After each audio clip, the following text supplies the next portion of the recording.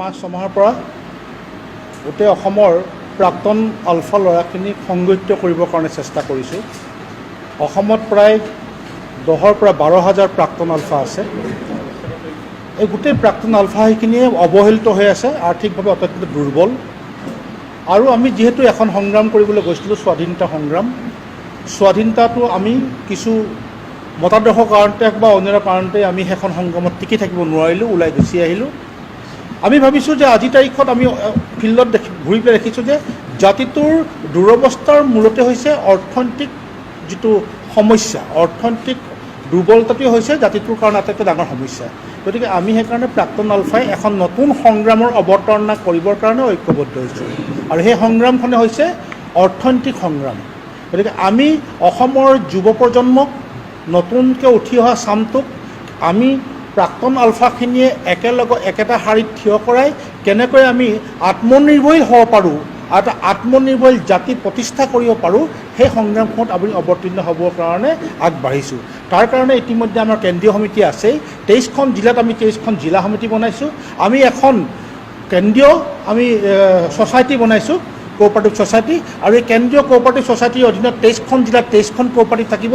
23খন কোঅপাৰেটিভে সেই জিলাবিলাকত যিবিলাক চৰকাৰী মাটি আছে, খালী মাটি আছে, সেই মাটিবিলাক চৰকাৰৰ পৰা বিচাৰি আমি তাত ফাৰ্মিং ছেক্টৰ কাম কৰিম, ফাৰ্ম খুলিম। সি ডায়েৰী ফাৰ্মেই হওক, কটাৰী ফাৰ্মেই হওক, পিগাৰী ফাৰ্মেই হওক, তাত আমি ফিচাৰীয়ে খুলিম বা অন্যান্য এগ্ৰিকালচাৰ কিছু কাম কৰাৰ প্লেনিং কৰিছোঁ।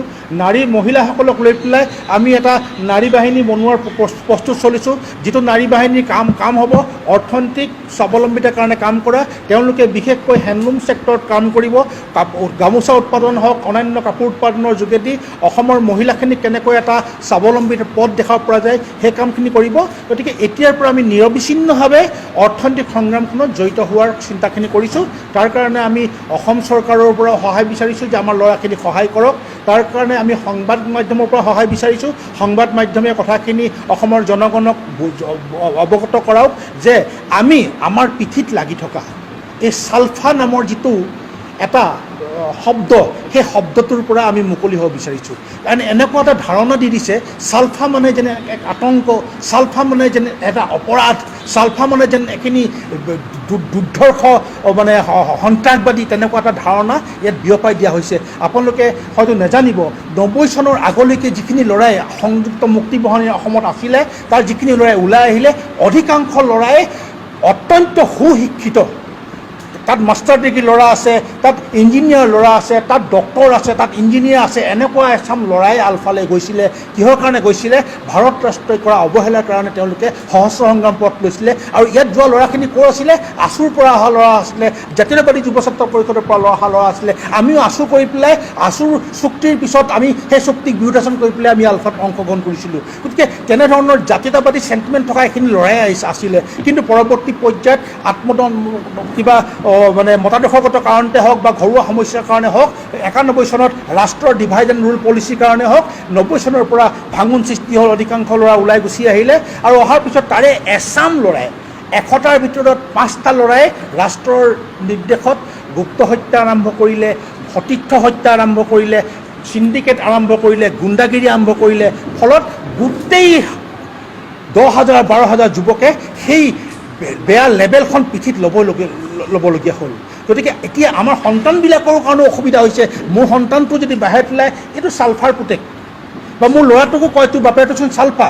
এই ধৰণৰ কিছু সমস্যা আছে। গতিকে আমি এই টেগটো নোহোৱা কৰিবলৈ বিচাৰিছোঁ। আৰু নোহোৱা কৰিবৰ কাৰণে এটাই পথ আছে, অৰ্থনৈতিক সংগ্ৰামৰ যোগেদি অসমৰ যুৱ প্ৰজন্মক আত্মনিৰ্ভৰশীল কৰা, অৰ্থনৈতিক সংগ্ৰামৰ যোগেদি জাতিটোক আগবঢ়াই লৈ যোৱা।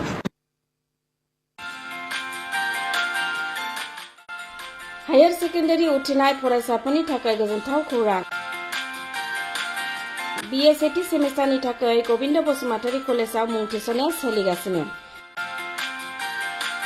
गिबि मुं थिसननाय 100 फरायसाफोरनि थाखाय स्पेशल अफार आरो गुबुन गुबुन रोखोमनि बेसेन नाङै क्लासनि खाबु होनानै मुं थिसननायनि हाबाफारिया गबिन्द बसुमतारी कलेजाव सोलिगासिनो।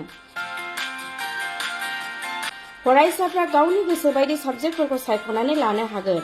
लोगोसे basic computer class, self defence, spoken English class बायदि खाबुफोरखौ फरायसाफ्रा बेसेन नाङाजासे लानो हागोन। बे कलेजाव गासैबो फरायसाफोरनि थाखाय फ्रि बासनि सार्भिसनि राहा आरो बिजाब बाख्रिनिबो राहा दं। आरो बे खेबनिफ्राय भिउ सेन्टार अदेबानि एग्जाम सेन्टार महरै फरायसाफ्रा गबिन्द बसुमतारी कलेजावनो आनजाद होनो हागोन। गबिन्द बसुमतारी कलेजाव एसेल' बेसेनावनो मुं थिसननानै कलेजनि राहानि खाबुफोरखौ लानो हागोन। रोखायै मिथिनो थाखाय फारियै होनाय जानबुं नाम्बाराव कन्टेक्ट खालामनो हागोन।